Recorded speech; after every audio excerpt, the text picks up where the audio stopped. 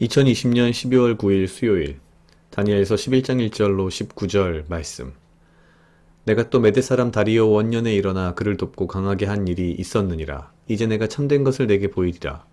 보라, 바사에서 또 새 왕이 일어날 것이요 그 후에 넷째는 그들보다 심히 부요할 것이며 그가 그 부요함으로 강하여진 후에는 모든 사람을 격동시켜 헬라국을 칠 것이며 장차 한 능력 있는 왕이 일어나서 큰 권세로 다스리며 임의로 행하리라. 그러나 그가 강성할 때에 그 나라가 갈라져 천하사방에 나누일 것이나 그 자손에게로 돌아가지도 아니할 것이요 또 자기가 주장하던 권세대로도 되지 아니하리니 이는 그 나라가 뽑혀서 이 외의 사람들에게로 돌아갈 것임이니라. 남방의 왕은 강할 것이나 그 군들 중에 하나는 그보다 강하여 권세를 떨치리니 그 권세가 심히 클 것이요 몇 해 후에 그들이 서로 맹약하리니 곧 남방 왕의 딸이 북방 왕에게 나아가서 화친하리라. 그러나 이 공주의 힘이 쇠하고 그 왕은 서지도 못하며 권세가 없어질 뿐 아니라 이 공주와 그를 데리고 온 자와 그를 낳은 자와 그때 도와주던 자가 다 버림을 당하리라.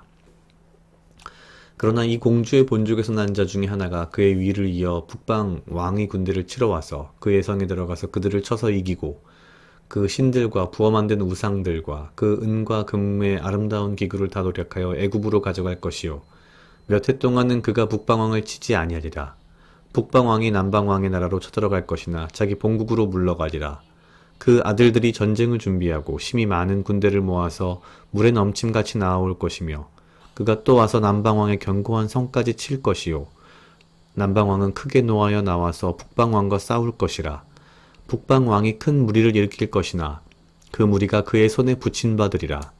그가 큰 무리를 사로잡은 후에 그 마음이 스스로 높아져서 수만 명을 엎드러뜨릴 것이나 그 세력은 더하지 못할 것이요 북방왕은 돌아가서 다시 대군을 전보다 더 많이 준비하였다가 곧 몇 해 후에 대군과 많은 물건을 거느리고 오리라. 그때 여러 사람이 일어나서 남방왕을 칠 것이요 내 백성 중에서도 강포한 자가 스스로 높아져서 이상을 이루려 할 것이나 그들이 도리어 넘어지리라. 이에 북방왕은 와서 토성을 쌓고 견고한 성읍을 취할 것이요 남방 군대는 그를 당할 수 없으며 또 그 택한 군대라도 그에 당할 힘이 없을 것이므로 오직 와서 치는 자가 임의로 행하리니 능히 그 앞에 설 사람이 없겠고 그가 영화로운 땅에 설 것이요 그 손에 멸망이 있으리라. 그가 결심하고 전국의 힘을 다하여 이르렀다가 그와 화친할 것이요 또 여자의 딸을 그에게 주어 그 나라를 패망케 하려 할 것이나 이루지 못하리니 그에게 무익하리라. 그 후에 그가 얼굴을 섬들로 돌이켜 많이 취할 것이나 한 대장이 있어서 그의 보이는 수욕을 싣고 그 수욕을 그에게로 돌릴 것이므로 그가 드디어 그 얼굴을 돌이켜 자기 땅 산성들로 향할 것이나 거쳐 넘어지고 다시는 보이지 아니하리라. 아멘. 오늘 다니엘서 11장 1절로 19절까지의 말씀은 사실 다니엘의 시대가 아닌 그 한참 이후의 시대에 대한 예언적인 말씀들로 구성되어 있습니다. 주로 다니엘 이후의 시대, 사실상 뭐랄까요? 지금 다니엘은 바벨론에서 시작해서 메대, 바사, 그러니까 페르시아까지 되는 연결되는 지금 시대를 살고 있고 그 이후에 일어날 헬라, 우리가 알고 있는 알렉산더 대왕의 이야기, 이제 이런 것들이 사실은 11장 전반부에 등장하는 부분이고요. 그 이후의 부분은 그거보다 더 이후의 상황들, 헬라 왕국, 헬라 제국의 분열 이후에 사실상 시리아와 애굽 간의 전쟁에 대한 이야기가 11장의 주요한 내용을 이루고 있습니다. 사실 이 내용들을 그 후대의 역사에 맞추어서 사실 해석하고 이 각각의 내용들이 의미하는 바 북방왕은 누구이며 남방왕은 누구이며 이게 역사적으로 어떠한 사건이 이 문맥에 맞는지 등등을 확인하는 것은 글쎄요, 어떤 큐티의 큰 틀에서는 맞지 않을 수도 있어서 많은 주석들에 보면은 굉장히 자세하게 역사적인 사실 그리고 역사적인 인물들을 다 이야기하면서 지금 이 다니엘서 11장 1절에서 19절까지의 내용들을 다 이야기하고 있습니다. 심지어 이 다니엘서 11장에는 이 이후에 나오는 굉장히 많은 내용들이 사실 굉장히 간략하고 짧게 지금 서술되어 있다고 보시면 될 것 같습니다. 다니엘서를 보면 볼수록 참 어렵구나라고 느끼는 게 다니엘서의 전반부는 다니엘이 주인공이라기보다는 하나님이 주인공이시면서 동시에 주로 아주 그 교만한 인간의 어떠한 결말에 대한 이야기들이 많이 있다고 한다면 다니엘서의 후반부는 사실 다니엘의 시대가 아닌 그 이후에 한참의 인간의 어떤 역사를 어, 예언하는 이제 그런 부분들이 나오고 있습니다. 특히 오늘 본 다니엘서 11장 그리고 마지막 12장이 그런 편에 속하는데요.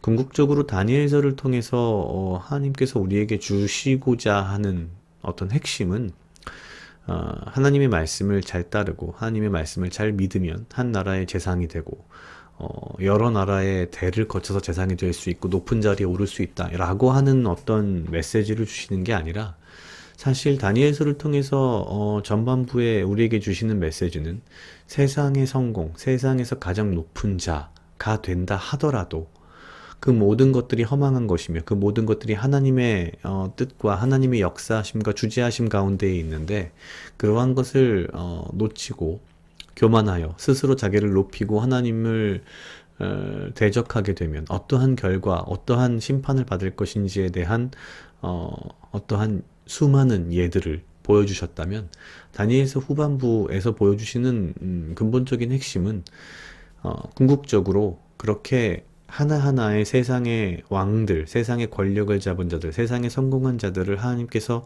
하나하나 쓰러뜨리시고 무너뜨리실 수 있다. 그 정도의 강력한 힘이 있다가 아니라 그 이상의 전반적인 역사를 주관하시며 전반적인 역사를 이끌어 가시는 분이시다라고 하는 하나님의 어떤 위대하심 그리고 그 가운데에서 우리가 과연 왜 그리고 누구를 섬기고 또한 누구의 말씀을 따라 살아야 하는지를 사실 우리에게 보여주시는 부분이 핵심이 아닐까라는 생각을 했습니다. 오늘 다니엘서 11장 전반부에 등장하는 이 시리아와 애굽의 전쟁 사실 이런 것들을 보면은 제가 이렇게 보고 있는 성경의 주석들에도 굉장히 많이 설명이 돼 있고요. 이런 것들을 보면 뭐랄까요? 뭐 물론 믿지 않는 사람들은 후대의 역사가 다 이루어지고 나서 다니엘서를 누군가가 써서 옛날에 쓴 것처럼 한 거 아니냐 이렇게 말하기도 하지만 사실 굉장히 그것이 뭐 맞냐 틀리냐를 왈가왈부를 따지는 것은 뭐 무의미하다고 보고요. 결국 우리의 믿음은 보이지 않는 것에 대한 사실은 실상을 바라보는 것들이기 때문에 우리의 믿음 가운데에 이 본문을 통해서 보고자 하는 것은 하나님이 이렇게 정확하게 예언하셨다가 아니라 어떻게 보면 사실 가장 중요한 것은 이 모든 역사를 주관하시는 분은 하나님이시다. 하나님 앞에 우리가 겸손함으로 주님의 말씀을 중심으로 말씀으로 하루하루를 살아가야겠다라는 사실 그러한 교훈이 가장 중요하지 않을까라는 생각을 했습니다. 다니엘서를 보면서 느끼는 것은 이 다니엘서가 가지고 있는 굉장히 어떤 무게감 그리고 다니엘서가 보여주는 굉장히 하나님의 광대하심과 위대하심 이 모든 것들이 굉장히 커 보인다는 것이고요. 그에 비해서 나 자신은 굉장히 작은 정말 하나의 점 같은 그런 나 자신을 발견하게 되는 그런 부분이 굉장히 크지 않았나라는 생각을 했습니다. 각자 약 2분 정도 묵상하시겠습니다.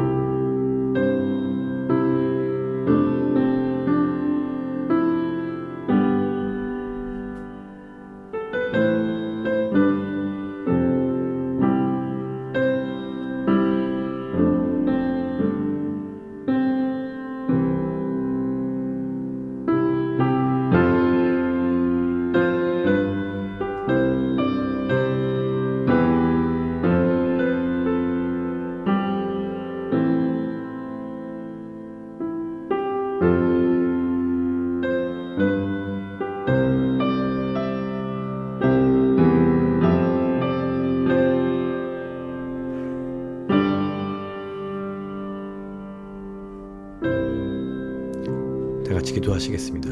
하나님 아버지 감사합니다. 주여 이 하루도 나와 동행하여 주시옵소서. 주님, 나로 하여금 사랑하게 하시옵소서. 아버지야, 나를 헤아려 하는 그 어떠한 무리들로부터 나를 지키고 보호하여 주시며 내가 오직 주님 주시는 지혜와 명철로 이 하루를 살아가고 나에게 필요한 건강과 육체적 강건함을 허락하여 주시옵소서. 주님, 내가 다니엘서를 통하여서 보여주시는 아버지 하나님의 광대하심과 크심을 바라보며 나의 작음을 보고 주 앞에서 겸손하여지며 오직 나의 삶을 주님의 말씀에 맞추어가며 주님의 말씀대로 살아가도록 나의 삶을 하루하루 살아갈 수 있도록 주여 인도하여 주시옵소서. 감사합니다. 이 모든 말씀 예수님 이름으로 기도드렸습니다.